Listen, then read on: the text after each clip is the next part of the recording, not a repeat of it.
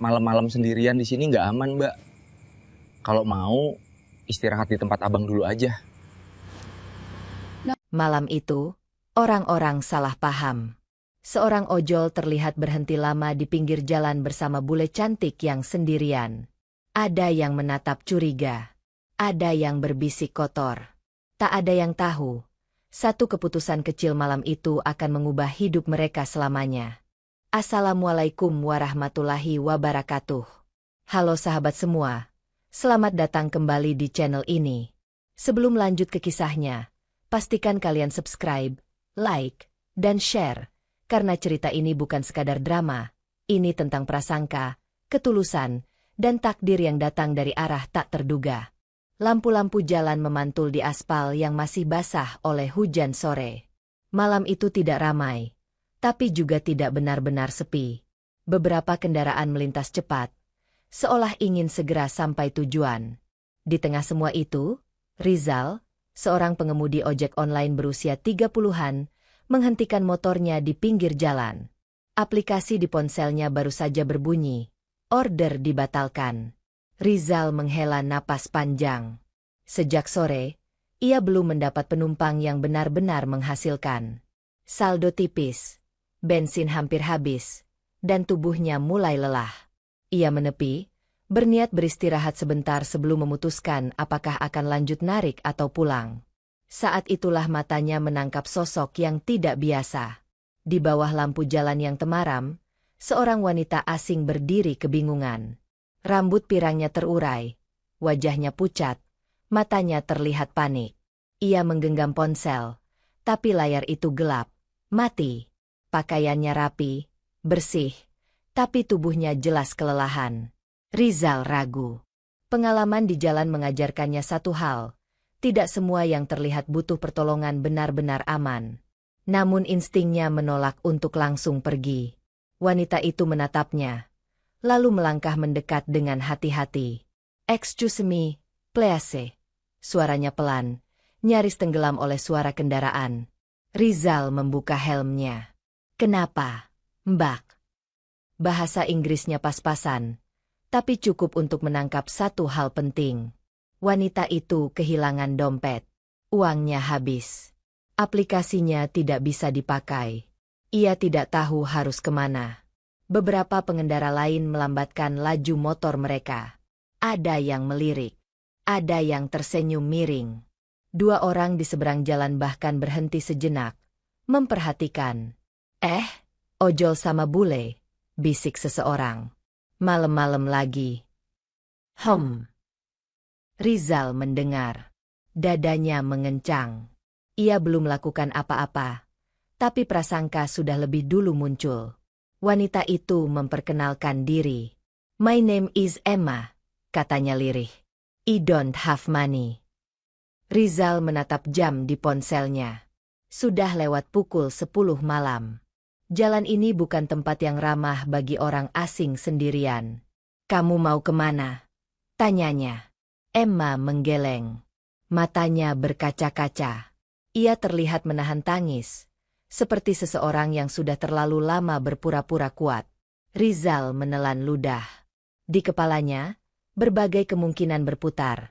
Risiko, gosip, salah paham, bahkan bahaya. Tapi satu hal terasa lebih berat. Meninggalkan orang yang jelas sedang butuh bantuan. "Naik," katanya akhirnya.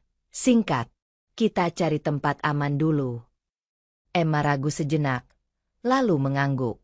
Ia naik ke motor dengan gerakan hati-hati. Rizal tidak langsung jalan. Ia memastikan jarak, memastikan semuanya wajar. Namun dari kejauhan, pemandangan itu terlihat berbeda. Seorang ojol, seorang bule cantik, berhenti lama di pinggir jalan malam hari. Orang-orang yang melihat tidak tahu percakapan mereka, tidak tahu rasa takut Emma, tidak tahu pertimbangan Rizal. Yang mereka lihat hanya potongan gambar, dan potongan itu cukup untuk memicu cerita kotor. Motor Rizal melaju pelan. Emma berpegangan ringan, tubuhnya sedikit gemetar. Rizal merasakan itu dan menurunkan kecepatan. "Kamu aman," katanya singkat.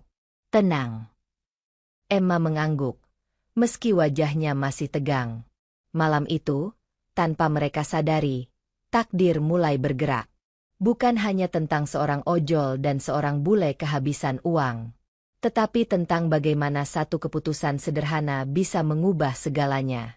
Dan yang paling ironis, perubahan itu akan datang dari kesalahpahaman paling kotor yang bisa dibayangkan orang-orang. Motor Rizal melaju pelan menembus malam. Lampu-lampu toko mulai satu persatu tutup, meninggalkan jalanan yang makin sunyi. Emma duduk di belakang, tubuhnya kaku, seolah takut membuat gerakan yang salah. Rizal menjaga jarak, fokus ke jalan, mencoba membuat suasana tetap normal. Namun di belakang mereka, cerita sudah mulai berjalan. Di sebuah angkringan yang masih buka, dua pria yang tadi melihat Rizal berhenti lama langsung berkomentar. Itu ojol yang sama bule tadi. Iya, lama banget berhentinya. Malam-malam, cewek bule pula. Tawa kecil menyertai bisikan itu. Tidak ada yang benar-benar tahu apa yang terjadi, tapi prasangka terasa lebih cepat menyebar daripada kebenaran. Rizal tidak mendengar semua itu, tapi instingnya menangkap sesuatu. Setiap kali ada motor menyalip lalu melambat, setiap kali ada mata yang menatap terlalu lama, ia merasakan tekanan yang tidak biasa. Ia sadar betul, profesinya membuatnya mudah dicurigai. "Kita kemana?" tanya Emma pelan. Bahasa Indonesianya masih kaku. "Kita cari tempat terang dulu," jawab Rizal. "Biar aman." Mereka berhenti di minimarket yang masih buka 24 jam. Lampu neon putih membuat wajah Emma terlihat jelas. Pucat, lelah, tapi rapi. Jam tangan di pergelangan tangannya tampak mahal. Sepatu yang ia pakai juga bukan sepatu murah. Rizal menangkap detail itu. Hatinya bertanya-tanya. Orang asing kehabisan uang biasanya tidak berpenampilan seperti ini. Emma duduk di bangku luar minimarket, memijat pelipisnya. Rizal membeli air mineral dan roti dengan sisa saldo kecilnya. Ia menyerahkan keduanya tanpa banyak bicara. Emma menerimanya dengan dua tangan. "Thank you," katanya berkali-kali. Suaranya bergetar, bukan dibuat-buat. "Your family?" tanya Rizal hati-hati. Emma menggeleng. "They don't know where I am." Jawaban itu membuat Rizal terdiam. Risiko yang ia ambil malam itu terasa semakin besar. Di bangku sebelah, dua remaja memandang mereka sambil berbisik. "Bang, bule ya?" "Iya." "Sendirian?" Nada suara mereka terdengar bercanda, tapi mata mereka mengamati terlalu detail. Rizal berdiri sedikit lebih dekat ke Emma. Posisinya jelas protektif. "Sudah," katanya singkat. Mereka pergi, tapi tatapan terakhir mereka menempel di punggung Rizal. Rasa tidak aman itu nyata. Rizal memutuskan membawa Emma ke kantor polisi sektor terdekat. Di sana, suasana jauh lebih tenang. Seorang petugas mendengarkan cerita Emma dengan serius, membantu menjelaskan prosedur. Ketika petugas menanyakan identitas, Emma terdiam sejenak. Ia menatap Rizal, ragu, lalu akhirnya berkata, "My father owns property companies. He is very worried if he knows." Kalimat itu membuat ruangan seolah berhenti. Petugas mengangkat alis. "Property." Emma mengangguk. "Yes. Big projects." Rizal menelan ludah. "Anak bos properti." Kata-kata itu bergema di kepalanya. Ia menatap Emma dengan sudut mata, lalu menunduk lagi. Jarak dunia mereka terasa semakin lebar. Petugas langsung mencatat lebih serius. Nada bicaranya berubah formal. "Kami akan hubungi kedutaan." Saat mereka keluar dari kantor polisi, Emma menghela napas panjang. "I'm sorry," katanya pada Rizal. "Because of me, people think bad about you." Rizal tersenyum tipis. Biasa. Orang lihat gambar, bukan cerita. Namun di dalam hatinya, ia tahu ini bukan hal kecil. Jika identitas Emma benar, maka gosip yang beredar bukan lagi sekadar omongan warung. Ini bisa berujung masalah besar bagi dirinya. Malam semakin larut. Rizal mengantar Emma ke penginapan sementara yang direkomendasikan polisi. Ia memastikan semua beres sebelum pamit. Saat Rizal kembali ke motornya, ponselnya bergetar. Grup WhatsApp ojol ramai. Bro, itu lu yang sama bule. Hahaha, viral di IG story. Hati-hati, bro. Rizal menatap layar lama. Ada foto buram, dirinya dan Emma di depan minimarket. Sudutnya salah, konteksnya hilang. Cerita sudah dipotong-potong sesuai selera orang. Ia menutup ponsel, menarik napas panjang. Malam itu, Rizal pulang dengan pikiran penuh. Saldo masih nol. Bensin hampir habis. Tapi yang paling berat adalah satu pertanyaan yang terus berputar di kepalanya. Apakah menolong orang malam ini akan menghancurkan hidupku? Atau justru membuka pintu yang tak pernah kubayangkan? Dan di kamar penginapan yang sunyi, Emma duduk menatap jendela, memikirkan hal yang sama. Tentang seorang ojol sederhana yang memilih berhenti. Saat semua orang lain memilih melaju. Pagi datang tanpa memberi Rizal kesempatan bernapas. Notifikasi di ponselnya menumpuk sejak subuh. Grup ojol yang biasanya berisi keluhan order kini penuh tangkapan layar. Foto buram dirinya bersama Emma, komentar-komentar liar, dan spekulasi yang semakin menjauh dari kenyataan. Bro, itu lu kan? Gila, viral. Hati-hati, bisa kena suspend. Kata suspend menancap di kepala Rizal. Ia bangkit dari kasur tipis di kamar kontrakannya, menatap jaket ojol yang tergantung di dinding. Jaket itu bukan sekadar seragam, itu sumber hidupnya. Tanpa itu, ia tidak punya apa-apa. Rizal menyalakan aplikasi. Statusnya masih aktif. Ia menghela napas, lalu keluar rumah, berharap hari ini bisa berjalan normal. Namun di pangkalan kopi dekat titik kumpul ojol, suasana terasa berbeda. Beberapa rekan menatapnya terlalu lama. Ada yang menepuk bahu dengan setengah bercanda, setengah menghakimi. Bro, rame nih cerita lu, kata seorang teman. Lu ngapain malam-malam sama bule? Rizal tersenyum tipis. Nolong orang.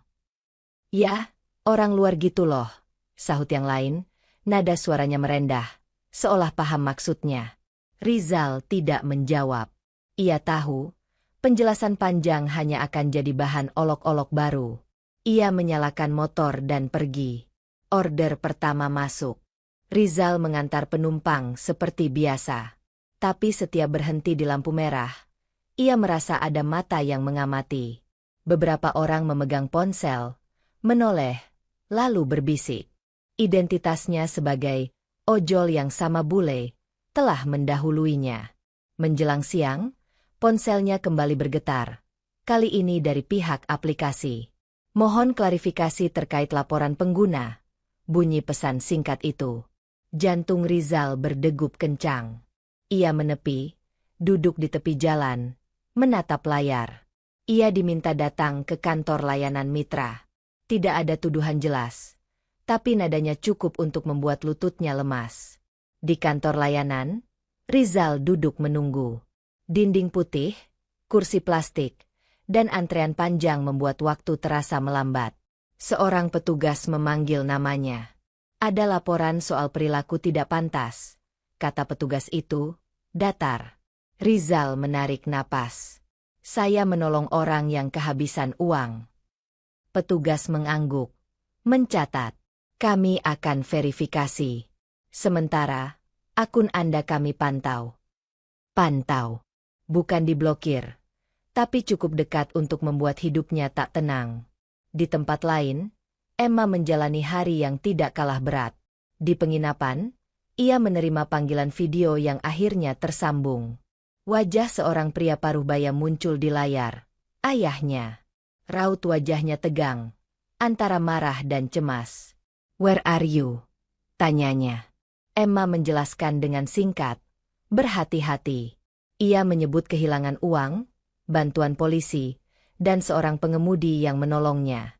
Ia tidak menyebut gosip, Tapi ayahnya sudah tahu lebih banyak dari yang ia kira.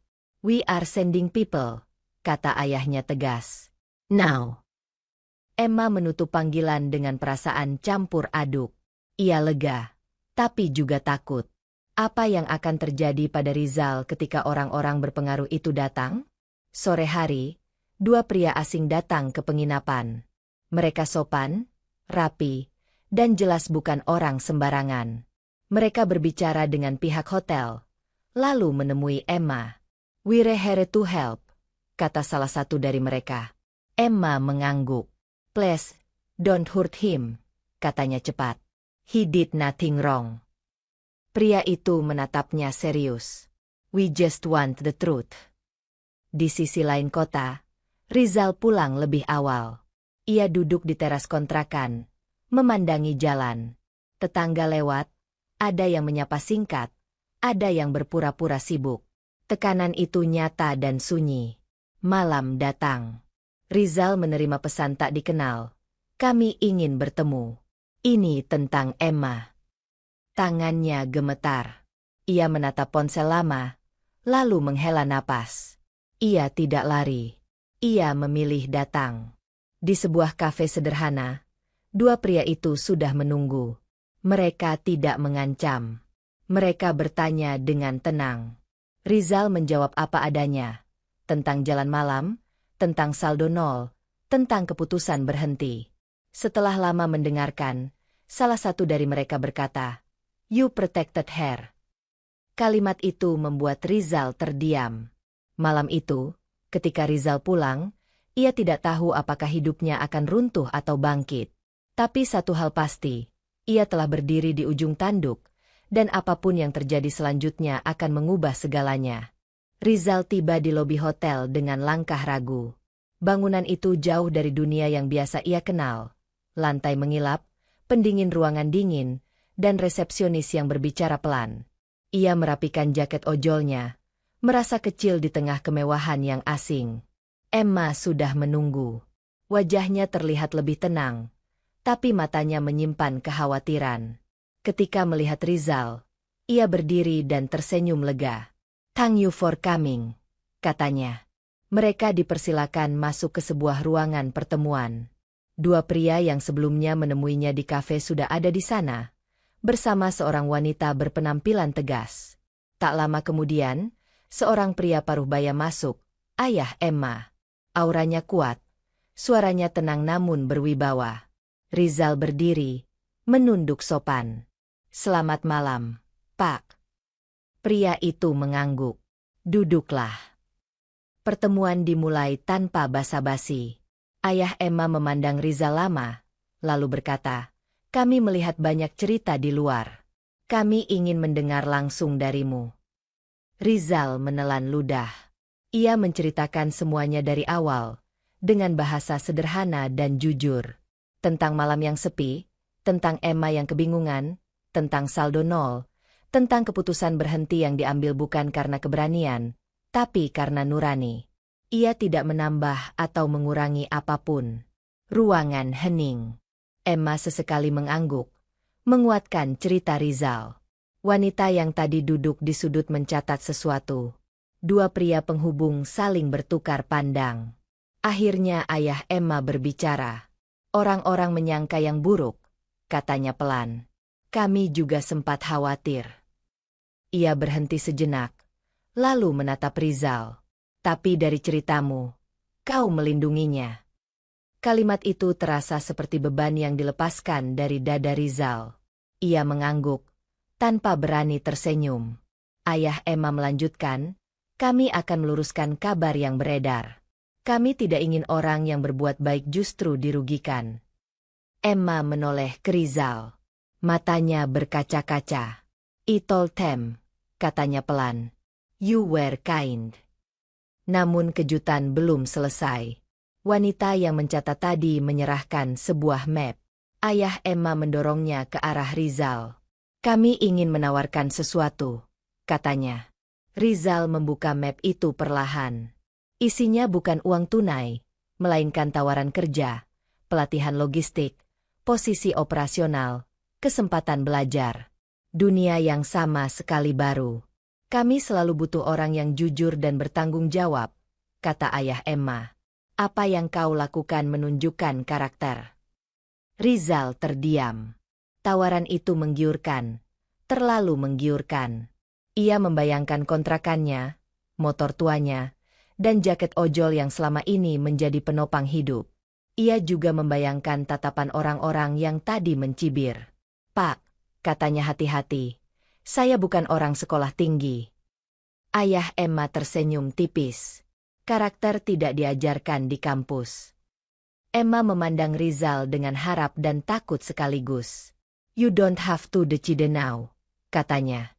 Malam itu, pertemuan berakhir dengan suasana lebih hangat. Ayah Emma menjabat tangan Rizal. Terima kasih sudah menjaganya. Di luar hotel, Rizal berdiri lama. Kota berkilau di kejauhan. Ponselnya bergetar. Pesan dari pihak aplikasi. Statusnya kembali normal. Tidak ada suspend. Tidak ada catatan pelanggaran. Keesokan harinya, unggahan yang sempat viral menghilang. Digantikan klarifikasi singkat dari akun resmi hotel dan kepolisian. Komentar-komentar perlahan berubah nada. Ada yang meminta maaf. Ada yang diam-diam menghapus ejekan. Rizal kembali menarik ojol. Tapi rasanya berbeda. Setiap tarikan gas terasa lebih ringan. Ia tahu, pintu baru telah terbuka, dan keputusan besar menunggunya. Sore itu, Emma mengirim pesan. Can we talk? Mereka bertemu di taman kecil. Tidak ada ayah, tidak ada penghubung. Hanya dua orang yang dipertemukan oleh malam yang salah dimengerti. Emma berkata pelan, when everything was noisy, you stayed calm. Rizal tersenyum. Takut juga, sebenarnya. Emma tertawa kecil. Lalu, dengan suara yang hampir berbisik, ia bertanya, what will you choose? Rizal menatap langit senja. Ia tahu jawabannya akan menentukan arah hidupnya. Bukan hanya soal pekerjaan, tapi tentang keberanian memilih masa depan tanpa kehilangan dirinya sendiri. Malam kembali turun dengan tenang. Tidak ada sorot kamera, tidak ada bisik-bisik liar, tidak ada tatapan mencurigakan. Rizal duduk di bangku taman yang sama, menatap jalan yang kini terasa lebih ramah. Di tangannya, ponsel bergetar pelan, pesan dari pihak perusahaan ayah Emma yang menunggu jawabannya. Tawaran itu bukan sekadar pekerjaan. Itu jalan keluar dari hidup yang selama ini ia jalani dengan napas tertahan. Kejar setoran, was-was suspend, dan hari esok yang selalu menggantung. Tapi bersama tawaran itu, ada pertanyaan yang mengganggu. Apakah ia masih akan menjadi dirinya sendiri? Emma datang tanpa banyak suara. Ia duduk di samping Rizal, menjaga jarak yang nyaman. Rambutnya diikat sederhana. Wajahnya tampak lebih ringan dari malam-malam sebelumnya. Mereka tidak langsung bicara. Ada hening yang tidak canggung. Hening orang-orang yang telah melewati badai bersama. Aku memutuskan, kata Rizal akhirnya. Emma menoleh. Menunggu. Aku terima pelatihan itu. Lanjutnya. Tapi aku ingin tetap narik sampai waktunya tepat. Aku tidak mau lari dari hidupku sendiri. Emma tersenyum. Bukan senyum lega semata, tapi senyum hormat. That's you, katanya. You don't pretend. Hari-hari berikutnya bergerak cepat. Rizal menjalani pelatihan dasar, disiplin waktu, keselamatan, pengelolaan rute. Ia belajar banyak, tapi tidak kehilangan kebiasaan lamanya. Pagi hari ia masih menarik ojol. Siang ia belajar. Malam ia pulang dengan rasa lelah yang berbeda. Lelah yang punya arah. Emma, di sisi lain, menunggu proses dokumennya selesai. Ia sering menemani Rizal dari kejauhan, menunggu di kedai kopi kecil, membaca buku, sesekali menyapa penumpang dengan senyum canggung. Tidak ada pamer. Tidak ada sorotan. Suatu sore, ketika hujan rintik turun, Rizal berhenti di pinggir jalan. Ia melihat refleksi dirinya di kaca spion. Jaket ojol basah, helm tergores, mata yang lelah tapi tenang. Ia teringat malam pertama itu. Prasangka. Gosip. ketakutan, dan satu keputusan sederhana untuk berhenti. Kalau malam itu aku lewat, gumamnya, semua ini tidak ada. Emma mendengarnya. And if you did, katanya pelan, it would still be lost. Mereka tertawa kecil, tawa yang tidak besar, tapi cukup untuk menghangatkan. Hujan berhenti. Jalanan kembali hidup. Beberapa minggu kemudian, proses Emma selesai. Ia harus kembali sementara untuk mengurus urusan keluarga. Perpisahan itu tidak dramatis. Tidak ada janji muluk. Hanya pelukan singkat dan kata-kata yang jujur. Whatever happens, kata Emma, thank you for choosing kindness. Rizal mengangguk. Jaga diri. Waktu berlalu. Pelatihan berakhir. Rizal resmi menempati posisi baru, bukan karena siapa yang ia kenal, tapi karena siapa ia sebenarnya. Ia tetap rendah hati, tetap menepi untuk menolong ketika melihat orang butuh bantuan. Bedanya, kini ia melakukannya dengan tenang, tanpa takut dunia salah paham. Suatu malam, ponselnya bergetar. Pesan dari Emma. Singkat. I'm back. Mereka bertemu di tempat yang sama. Tidak ada kamera. Tidak ada cerita liar.